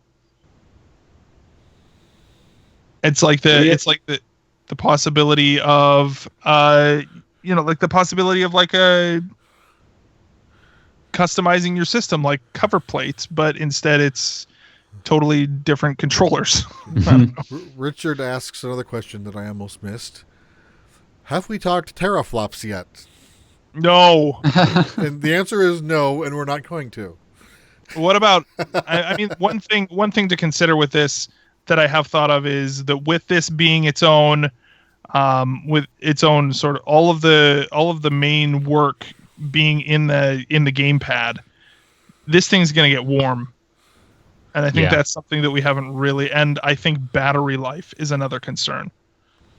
If it is actually going to be, used on the go, battery life could be a concern, I guess.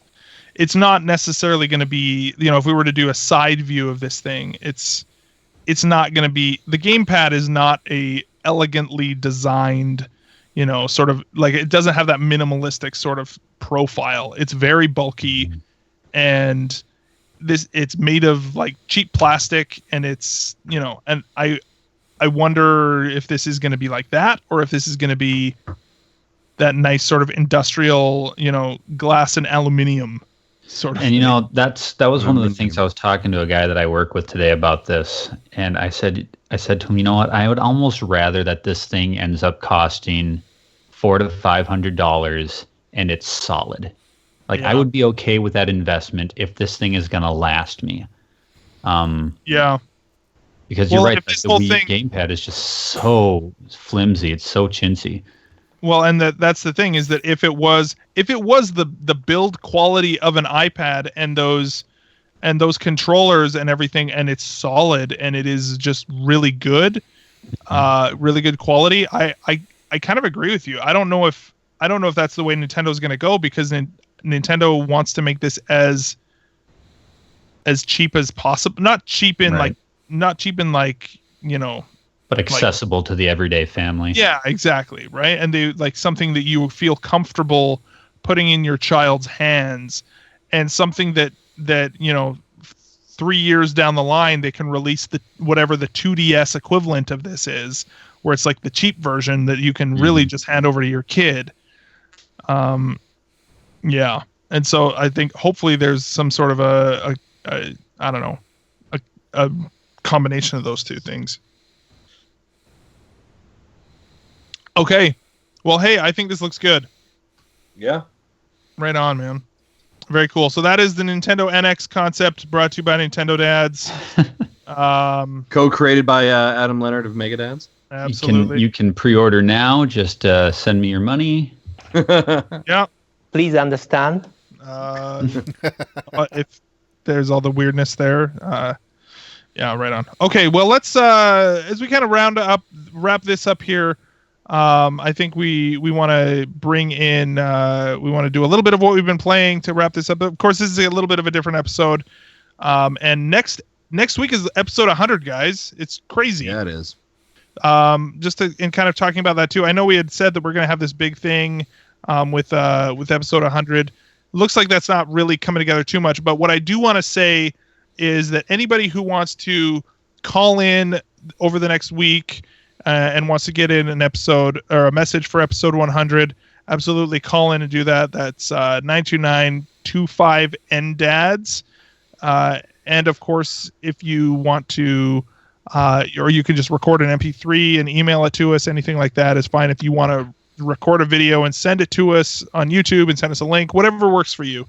Any message that you want to send for Nintendo Dads episode 100 next week, we'll play all of those, and that'll be fun. So, yeah. And anything else I'm missing before we head into what we've been playing? No, Adam, do you want to stick around, or I know it's a little quarter after midnight of your time.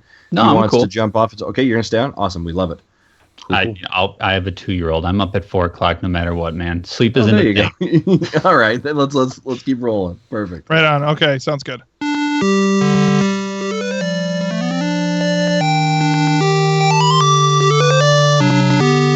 All right. So, Adam, in Nintendo Dad's tradition, we always let the guests go first. So, what have you been playing this week?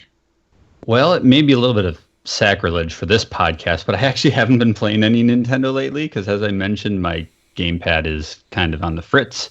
So the game that I have been playing is something that may call back to fans of Super Nintendo era JRPGs, and it's a game called I Am Setsuna. I don't know if you guys have heard of that. It's made by someone has suggested that to me, and I haven't had a chance to look into it yet. It's made by a subdivision of Square Enix called Tokyo RPG Factory, and the game is... Well, that sounds totally up your alley, Jesse. Like, it's a complete homage to Yahtzee. Super Nintendo era role-playing games like Chrono Trigger and Final Fantasy VI. And while it might not have the polish and the staying power of those games, it's just like pure nostalgia. So if you are a fan of those games, I highly recommend it. And the soundtrack is absolutely beautiful. It's one of the best soundtracks I've ever heard in a game. The entire thing is piano, classical piano. So if you're a fan of Final Fantasy and you know the piano collection soundtrack set that they have done, the entire soundtrack for this game is basically that. So it's pretty impressive so far. Yeah, man. I just looked it up. It's at $40. I have other games I want to play first. I'll probably put this in my wish list and see if it goes on sale, like during the holidays or a summer sale. It's definitely not a AAA kind of game, but it really hits you in that nostalgia zone where as you're playing it just brings back that floodgate of Super Nintendo memories. I mean, all the best role-playing games were on Super Nintendo, so something to think about. Very cool. Right on, man. Cool. So Jesse, what have you been playing, man? See, what have I been playing? I've been playing Picross 3D again. Round 2. Last week I got to kind of at a stuck point with Dragon Quest 7. So I kind of put that aside and picked up Picross again, and I finished through the original 40 books of puzzles, and it gave me the credits. So most people would think, I'm done. No, you're not done. You're only probably about 2/3 of it of the way through, because immediately when the credits were done, it unlocked 7 additional books, with 3 additional books displayed but still locked, with the highest one numbered 53.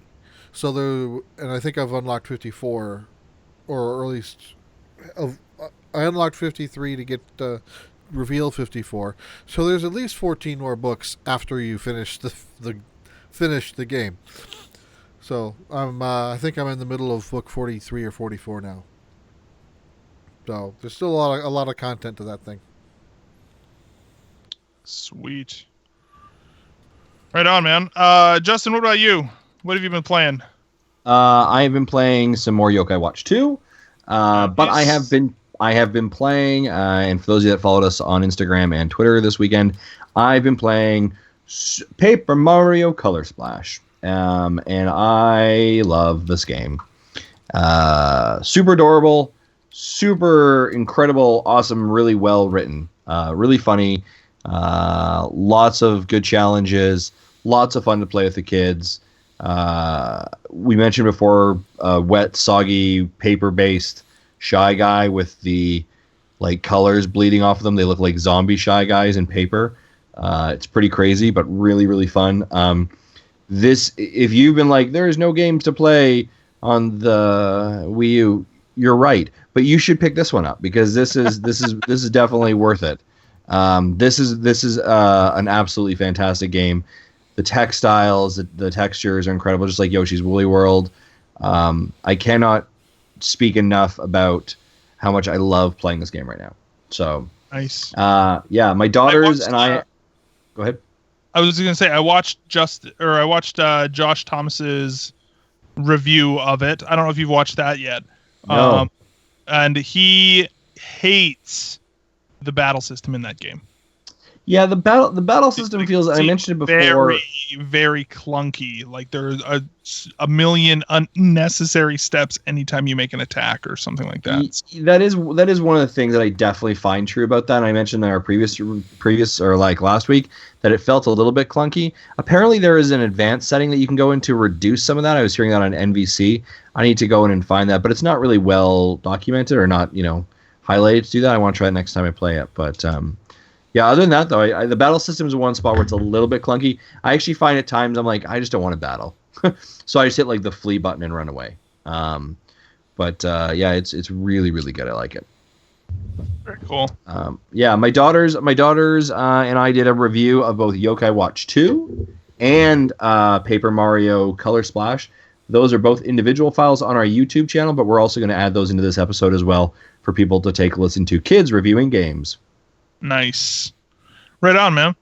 And then for me, I've also been playing some more Yokai Watch 2. How far am I? I have played through, the first part where you run through the town, the demon dude is there or whatever. I think I just finished the first boss on top of the roof on top of the school. Yeah. So I just finished that. And so that game continues to be really fun and really awesome. And I am looking forward to. I haven't had a yokai evolve yet, but I have done the thing where you go to the temple and combine it with items or something to get fusion. Yeah, there you go. Yeah. Which I guess is another form of evolution. I think. I don't know. The less I try and make comparisons to Pokemon in this and like fight that urge, the more it becomes a little bit more. Sounds more like a comparison to Shin Megami Tensei. Yeah, it's interesting. I'm not sure. Well, but you're fusing it with weapons, so it's almost more like in Pokemon when you use like stone or something. It's almost more what it seems like. You have to have a specific item to use with a specific yokai. In SMT games, you literally fuse like 2 or 3 or 6 demons together to create new demons. Right. And in this one, it seems more like, it's still up on me. It's more like combining a yokai with an item, at least that I've seen. So I've been playing Yokai Watch 2, and I've also been playing, what is this game? I'm still under embargo for it, so I can't really say much about it, but I'll tease it. Pirate Pop Plus. We talked about it last week. They only announced it last week, I guess, really. This is being released by 13 AM Games, and you can look up the trailer online. I guess as far as like, I would just say that it's so far it's positive, I would say. So look forward to more information about that. But I have been playing that on my 3DS, and I've been on the Wii U as well. So, and that's a cross-buy game. So, and it's dirt cheap. I think I looked on the eShop because the listing is already on the eShop for this game, and I think Canadian it's $6 with cross-buy for both Wii U and 3DS. So, pretty good deal. So, look forward to that review probably next week. Would that be next week? That's exactly the 19th. Check right? your embargo dates, but you might be all right. It's the 19th is the embargo. So. Okay, you might be all right. So yeah. Okay, that's about all I've got here. Let's head into very quick. I've got 3 really quick listener mails. All right.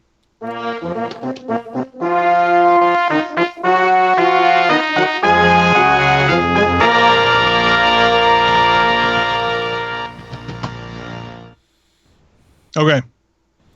Brought to you by patreon.com/Nintendo-dads. Yes. All right. First one comes from, this is probably my favorite email I've received in a long time, actually. Hey, guys, I don't have a question so much as a comment about last episode. I'm listening at my desk at work, and I have to tell you, I keep laughing to myself because I get such a kick out of Justin's, what the hell are you talking about attitude towards Pokemon? I have absolutely nothing against Pokemon, but I get such a kick out of hearing Justin sound so unimpressed and uninterested in the finer details of Pokemon evolution. He's clearly trying to get into the Pokemon universe, but you can hear it in his voice that he's just about ready to throw up his arms and say, screw it, I'm out. I get such a kick out of this and wanted to let you know that I love the angle of the show. So often you guys are clearly on the same page about stuff. So to hear a little bit of chaos or in the mix is fun. Keep up the great work and say hi to Uncle Jesse for me. I'm still pushing for that segment. Adam from Megadads. Oh my gosh, that's hilarious. Yes. So in relation, I love that. I gotta say, I always figured in my show, or me and my brother's show, Megadads, I am the agent of chaos on that show. My brother prepares so well. He does all these notes and he lays out such a plan every episode. And I don't really do it intentionally. It's just part of my persona where I just like screw with everything that he does. And so when I listen to you guys, you're always just so nice and so polite. And golly, I love Nintendo. And so when I listen to this episode, and you're trying so hard, Justin, but you can just tell you're like, I have no idea what these guys are talking about. And I found myself sitting at my desk at work, and I'm just laughing out loud because I get it. I hear all these technical details about what Pokemon can do this and how many Pokemon can turn into this, and I don't get it. So, like, listening to Roger's old show, Japan Time, that's what I felt like listening to that. Like, I have no clue what they're talking about. With Smash Brothers? Yeah, with Smash Brothers. Yeah. Up, B, back, A. Like, what? Sure, I believe what you're saying. Yeah. I'm sure that's English, but I understand all of the words that you just said, but as a sort of functional, like having any sort of meaning as a sentence, no idea. But the best part of it is you're going along with it, but you can tell, you can hear it where you're just like, dude, like just stop talking because it ain't getting through. it's like this, like just like lost in translation entirely, where you're just like, what? And then, what? I feel like I have those kind of conversations with my wife, and then she'll ask, you didn't hear anything I just said, did you? I'm like, say back to me what I just said. Oh, crap! Now I'm screwed. Yeah. I have conversations with my wife that goes both ways. Sometimes what she talks about at work goes over my head because I really don't care sometimes, and what I talk about goes over her head because it's technobabble. It's like that polite, yes, dear. Exactly. I understand you evolved your Bulbasaur. Very, very well, dear. Honest to God, though, Adam, I'm trying. Like, I'm like, I don't know. That's the best part, because if it was me, I'd be like, I have no interest in listening to what you're saying right now. But you're trying so hard. You're so Canadian. You're just so nice. Well, I literally sat through this week and watched all 6 episodes of Pokemon Generations to try and understand what Dave and Derek were so passionate about a couple episodes ago. And I'm like, okay. It's a cartoon, I guess. I don't know. So now you have to ignore what you watched and watch Origins like we told you to watch last week. Yeah. I can only deal with so much at a time. By the time Pokemon Sun and Moon come out, Justin's gonna be like, "Yeah, I don't know, not interested." and yet I pre-ordered the deluxe version. The dual pack. Yeah, you did too. That's right. The guy at Games convinced you to do. I don't know why he shamed me. I love how don't you're know. so easily persuaded to buy something that you clearly But don't. but I'm not under normal circumstances. I don't know what happened. It was like a moment of weakness. You're like, you're right. I do feel like an idiot for not having pre-ordered this $120 bundle. What is going on? Welcome to the true realm of fandom. I know, right? I don't know. All right, next question comes from Paul Lloyd. Hey guys, so a few years ago I was quite skint and had to sell all my game consoles on eBay to raise some cash. Is there anything gaming related that you regret getting rid of? I will say the following, Paul. Every video game console that I have ever owned, from the Nintendo all the way to the N64, I have regretted that I had to give it away. Yeah, I have in our house now, we just have a policy that we don't sell. We just don't get rid of any of it, which it means that we have probably like 3 or 4 DSs. Like we have 2 DS Lites, a 2DS, a 3DS, a 3DS XL. I have a Game Boy and a Game Boy Color and Game Boy Advance SP. I have a PS3 and an Xbox 360 and a Wii and a Wii U. Like essentially, Zach has a Nintendo graveyard. Yeah. The only things that I don't own, as far as like actual Nintendo systems, are like I have no way of playing a NES or an SNES game or a Virtual Boy game. Those are the only games that I couldn't physically play in my house right now. But that it wasn't always the case either, right? Like I've kind of rebuilt up some of that stuff. So I think I've said before, some of my early game or my Game Boy games I ended up getting rid of, and then have kind of built that collection back up. But yeah, I don't do it. Just don't. There are other things that you can sell. You know, you only need one kidney. So plasma. I heard you guys can sell your plasma in the States. So yeah, I actually do that. We actually can't do that here. I think that's illegal up here. So sorry. Hold on. Let's hold the button to that. Adam, did you just say you sell plasma? Yeah, I did that this morning. Actually, I do it twice a week.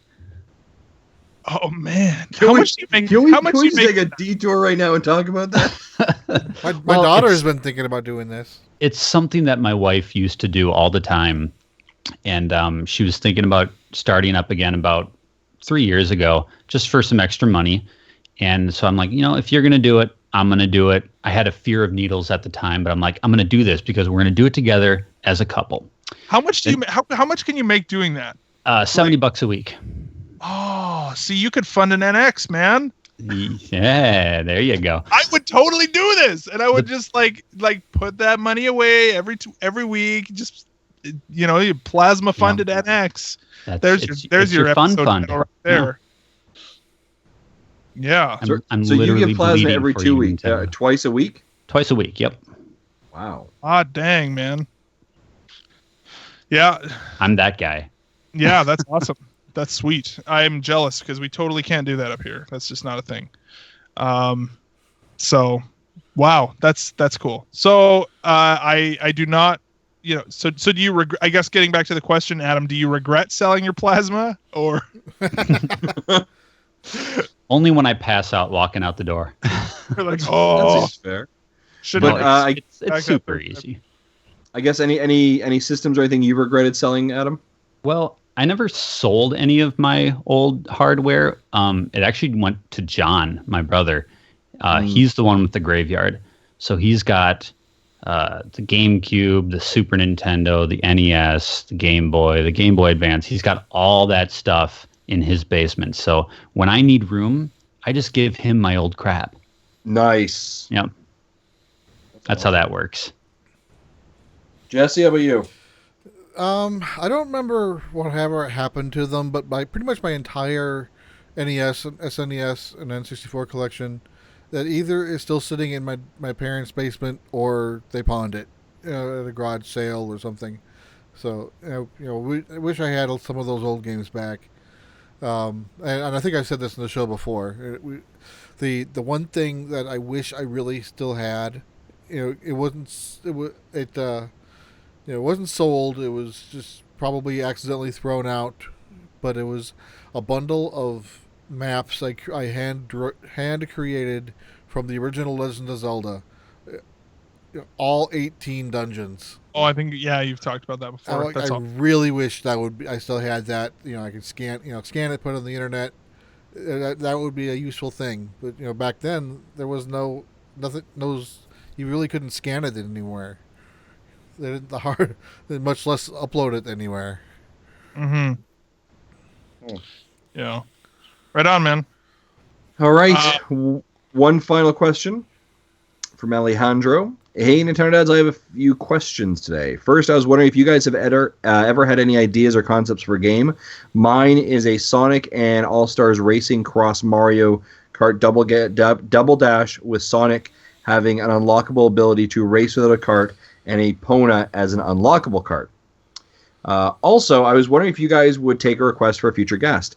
Maybe it could be a patron reward, but I was wondering if you guys would consider Sir Toasty on the show. He's a really funny YouTuber that makes a lot of great video games for Nintendo. And lastly, who would win in a fight? A polar bear with the Master Sword versus a ninja fox with a Keyblade? Have a great show, Alejandro. Oh, well, to answer your second question first, I think that the polar bear clearly has the upper hand. I would also second the vote on polar bear. Adam. Yeah, I'm going polar bear. Polar bear. Keyblade's Jesse? weak. If it it's that ninja part, Ninja fox. Oh. Yeah, Ninja there's a little training out going on that the bear doesn't necessarily have. It's literally just a regular polar bear versus Standard polar sword, bear, huh? with like a sword that it's just like pawing in the snow versus like an actual ninja fox. Yeah, no. See, kids, adjectives are your friends. I stick with the polar bear. Oh, this is Stick getting with the crazy. polar bear. Yeah. All right. Okay, so do you even know what the Keyblade's from, Justin? It's from Yeah, it's from Kingdom Hearts. Okay, just making sure. Yeah, you shut your RPG mouth. I'm gonna come over and slap you. All right, slap the This beard idea- right off your face. I like this idea of the Sonic Sonic and All Stars cross Mario Kart. I think I've said this before, but I still really just like the idea of like a Super Smash Kart instead of I would actually like to see, instead of having them do another like Mario Kart 9 on the NX, just make Super Smash Kart. That's what I Absolutely. want. Yeah. Yeah. I totally agree with that DLC for Mario Kart. That's what you want. Yeah. Yeah. Yeah. Any other game concepts you guys have thought of in the past? I thought at a time that I really wanted a Zelda RPG, like a standard RPG in the Zelda universe. But I don't know, like I've kind of gotten to that point where I think so much of what's good about Zelda is that exploration and that immersion, which you can't really, I don't really get in a standard, top-down viewed RPG. So kind of backed off of that. But what I do want to see, and this is not a new concept, but I want Nintendo to go back to Mario being a single-player game. I want them to get away from the 4-player party stuff, and I want a true sequel to Sunshine or a true sequel to Mario 64. I think that's what I want the most. It's not a new concept, but that's where I want them to go. Yeah. Nice. Well, because the last few have been designed specifically around 4-player. Right. It really has. You can feel it in the level design, right? Mhm. Where they've got to make it a little bit more open. And I actually played wider some. tracks. Yeah, I played some Super Mario World over the Thanksgiving weekend. I was at my parents' house, and my dad actually had a Super Nintendo hooked up with Mario World on it, and I played through like the first 2 worlds of that. And it definitely does feel different with it just being the one, right? That you've got a very you only need to worry about one player going through at a time. So yeah, right on, man. Justin, what about you? Any additional things you'd add with that, or Jesse? I would just kind of second what Adam was saying about the Mario. Yeah. Yeah, I don't have anything to add. Cool. So that adds any value to this conversation. Okay. That's fair. That's fair. It'll just muddy it, so I'll just leave it alone. Nice. There's no Uncle Jesse questions this week. No. There are no Uncle Jesse questions. Oh, Let's people. let's put a call out for episode 100. Everybody, call Jesse or Uncle Jesse. We'll have a extended segment if that's what people want. So, right on. That's what this person wants. Yeah, Do there it. you go. Nice. All right, Justin. Well, I think that wraps up the show. Of course, if you guys want to send us an email, stay tuned to the end of the show, and we'll let you know how to do that and to contact us. And that wraps up episode 99. What do we have going on, Justin, as far as things for people to know? Sure, for things for people to know. Well, as we've kind of mentioned several times in this episode, next week is our episode 100.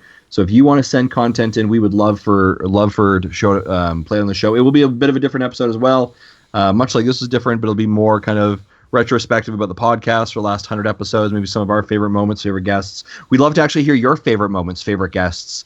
So please, guys, we want this episode 100 to be fan interaction. You guys have helped create this community of people who are here, who enjoy the show. We'd love for you to contribute in any way possible. So it's email, a voicemail, whatever you want. We want to hear about you guys, about what works. So that's great. So I'll just kind of maybe make our focus for episode 100. Just stay focused on episode 100. Some more to come on that. And for the Retro Rewind game for this month, it should be Zelda 2. I would also say whoever voted for Zelda 2, you are all a bunch of jerks. That game is whooping me right now. I am looking for. I need to find a good walkthrough. So I'm getting schooled. I like. Here's on the candle yet. That's where I'm at with that game. here's a hint: the candle's not in the dungeon; it's in a separate cave. But another little pro tip: you know those little skull things that fly around that when they hit you, you lose XP. Yep. Don't let them hit you. Kill them, and early on they'll take for frickin' ever, but they are XP sponges. I don't even think I've gotten that far yet. That's how I am. You'll see them in the first dungeon. Sure. If you kill them by the end of the second dungeon, you should be at 4s or more across the board. Okay. And so the higher your sword is, your attack is stronger, so it takes less hits to kill. The higher your life, the more you take less damage when you get hit, and the higher your magic, the lower the magic cost is when you cast spells. Nice. But yeah, those are things I would encourage. Episode 100 and play Zelda 2. Right on. Well, thank you everybody for tuning in, and I guess as we head out here, we want to welcome our new Patreon producer to the show. Of course, if you want to follow us on and support us, you can go to patreon.com/NintendoDads. Our new Patreon producer is Timothy Alf. My apologies if I said that wrong. We'll figure that out as we go along. But Timothy Alf is our new Patreon producer. So go over to patreon.com/NintendoDads if you guys want to support the show. You guys are awesome. Those of you who help us make this show every week. So thank you, Timothy. Welcome to the team. And we're going to have him on the show at some point in the future as well. As well, if you want to follow us on all of the social medias, you can do that on Twitter, Facebook, or Instagram at NintendoDads. You can email us, nintendodads@gmail.com. You can head over to Twitch or YouTube and look for Nintendo Dads. We're over there. Call in and leave us a voicemail at 929-25-NDADS. That's 929-256-3237. Huge thanks to OC Remix for our music throughout the show, as well as to both Carter Johnson and Adam Leonard from Megadads for our amazing artwork. And if you want to buy some sweet Nintendo Dads merch, go over to tiny.cc/Nintendo Dads store. And of course, if you want to change the world, which I know you do, you're altruistic like that, you can go over to iTunes, leave us a 5-star review. Written reviews are even better. And, if you want to, that's how you're going to share the love. Go over to iTunes, go over to all the places, and tell people how awesome we are. Finally, if you want to subscribe to the show, you can do so on iTunes, Stitcher, Google Play, and of course, VGTribune.com. For me, for Justin, for Jesse, and for Adam, we will see you at episode 100. Bye-bye.